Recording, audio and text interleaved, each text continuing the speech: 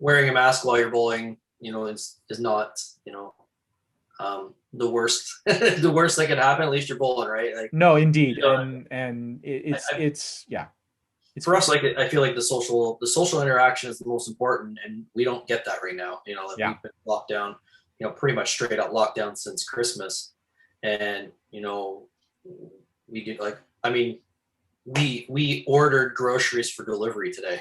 Like that's the extent that we're at right now, Yeah, and not that we couldn't go to a grocery store, but it's just like, do I want the hassle of people bumping into me and everything like that, and absolutely. like seeing friends that doesn't happen. Like Yeah. if you go bowling in a league, you get to see them once a week. I mean, there's people I haven't seen, that I would see almost daily that I haven't seen in months. So it could certainly be a lot worse. Yeah, indeed. And I mean that's one area where it's really different for us, for both Sarah and me, because um we don't have a strong social circle here. I mean, the biggest thing is that we missed going to Stockholm uh Mhm. in the fall. Yeah, We have a bigger social network in Stockholm than we have here at home. yeah, yeah, And we're perfectly happy to stay in and entertain ourselves and do stuff like this. Like that's one of the reasons why I like to do stuff like this, so that yeah. it's a way to get a little bit of that social interaction.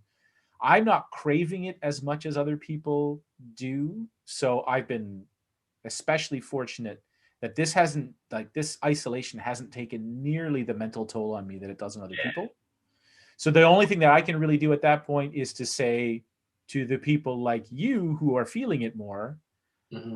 so for whatever it's worth, I'm here. I mean, Yeah, I understand what that's like. I'm more like the camel. I can go a long time and store up water and be good yeah, with yeah, that, yeah. which makes it easier for me to then do this kind of stuff for the folks that Well, I mean, I really worry. Like, I was actually talking about this with my wife the other day. I really worry in this time about people's mental health more than yeah, than previous times. And I know for us as bowlers, like it's it's a sport, but it's our passion, it's our life, and for us, it's kind of been taken away, and yeah, uh, you know, we're fortunate that it's not our livelihood anymore. But yeah. for those that it is, I think about them every day, and Oh, me too. some really real close friends that are struggling, and trying not to show that they're struggling, with how things are going, and like you said,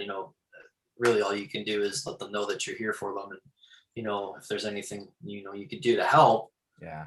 you're all in on that. But yeah, it's a weird time, and hopefully there's a light at the end of the tunnel, and like we always say, you know I hope the light at the end isn't a train coming. Right. So we'll see how this plays out. It's especially tough. Well, not especially tough, but one of the ways in which it's tough for me is that um, I want so much to be able to help, and I Mhm. can't. Yeah, Like it's one thing to be able to buy like a $200 gift certificate or whatever, and just give it away. But like I'm playing Lotto Max, hoping that somehow I can then set up like if I could set up a $10 million fund to save bowling centers across this country, I would do that. yeah, for sure. Yeah, it's a tough Um, time. yeah.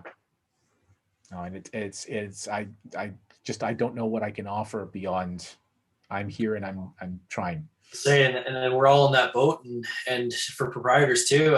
I mean, Yeah. I don't. I don't know what they feel their forecast will be, and what they even need. I'm sure Right. the people I've talked to don't even know what options they're going to have down the road. And um, we always talk about how bad it is right now, but I mean, how long is it going to take for people to come back to bowling after everything's opened up?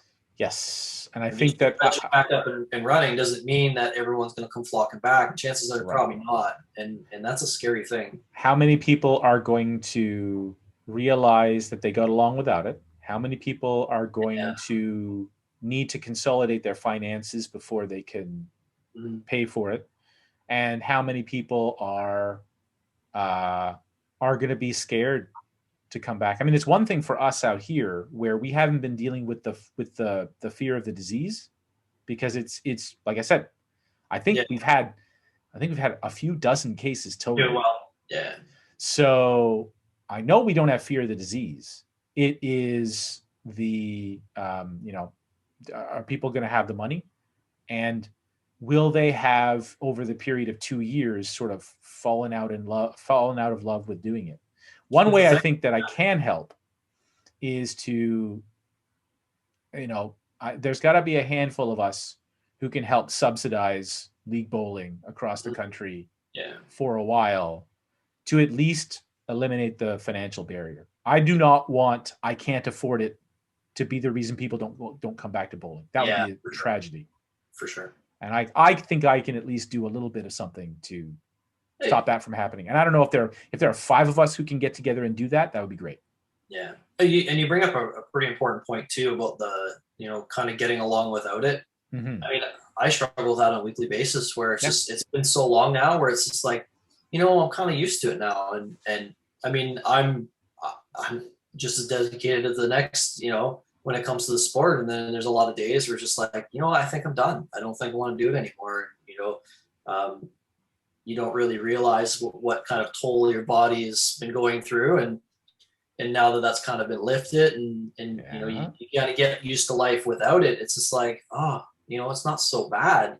Before, you're so caught up in the moment that you don't, it's just like, no, I need the next tournament, or, I need to do this. And then you step back and you realize you don't really need to do that. There's other things to fill your time. And if I'm thinking things like that, then, the rest of the bowling population, how are they feeling? You're not done. No, you're not done. I think no. Here's, and I say that not just because I'm trying to stop you from leaving, but I think you're just making peace with the fact that you can't do it right now. I think you're accepting it. You're right. And saying, okay, I don't have to fight this anymore. I can let this be as it is. I can accept this as it is.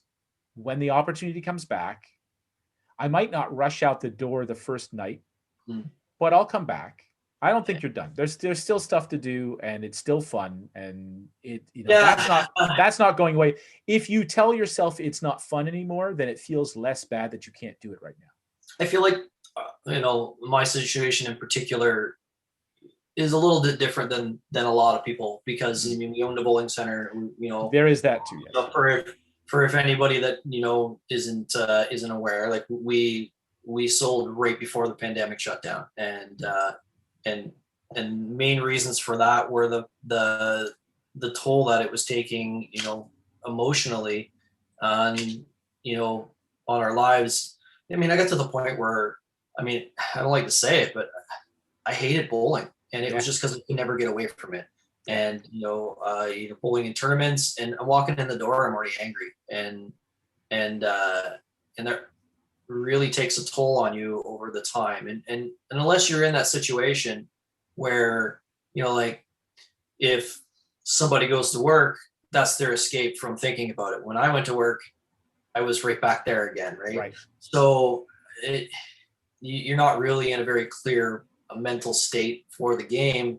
You start resenting it. You start resenting the people. You start, you're going to play the tournaments because that's what you've always done, but you hate the fact that you're doing it, and that's a dangerous situation to be in. And, you could be right. Maybe this time off is kind of, the check that I needed to get back and get healthy again. But, at the same time, it's a double-edged sword, Right. And you know what? We've all heard the story about, or the saying about, be careful when you turn your hobby into a business, because you lose both. Yeah, people don't understand that, really. Yeah.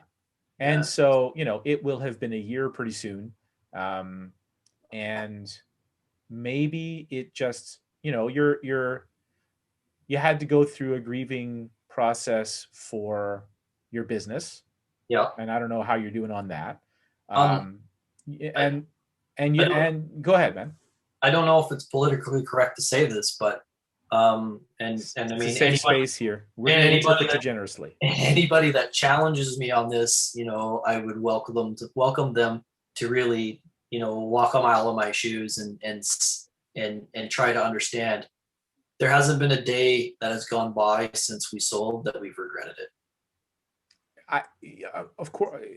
So I want to make sure I understand it. That means you've regretted it every day, or you haven't? We haven't regretted Okay. it. Yeah. I totally get you. And that is that um, a lot of pressure off. Mm-hmm.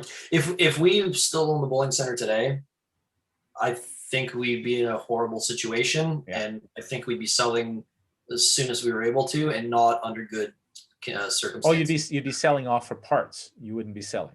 You'd be selling off for parts at that point. And I think that that's something that, I mean, we wake up every day, thankful and maybe guilty at the same time that we kind of got out when we did. Survivor's guilt, dude. Absolutely. But at the same time, wishing that others were in a better situation. You know what I mean? Like, kind of feel bad that I'm in a good spot when I'm talking to friends that aren't necessarily in as good of a spot just because of a simple decision that we made. The good news is that we can use our more fortunate position we have some more slack we can give to the people who need it. That's our responsibility, and it's what we want to do. Even if we didn't feel the responsibility, it would make us feel better to do it. So we'll find some ways. Yeah, for sure.